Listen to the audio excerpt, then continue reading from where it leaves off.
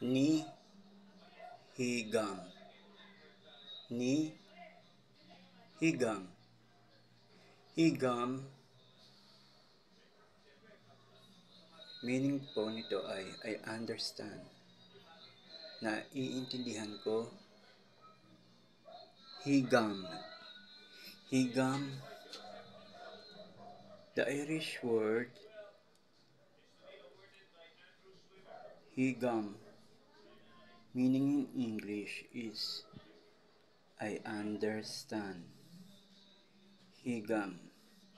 In Filipino words, higam meaning is naiintindihan ko, naunawaan ko. That will be the higam, an Irish word. The second Irish word related to higam is ni higam. Ni higam. Ni higam, meaning I don't understand. Hindi ko nauunawaan. I don't understand. Ni higam.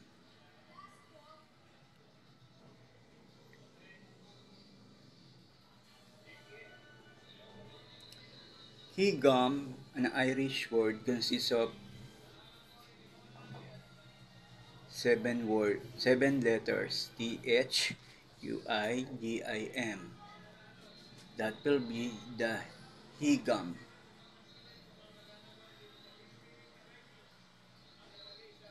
Thank you for today.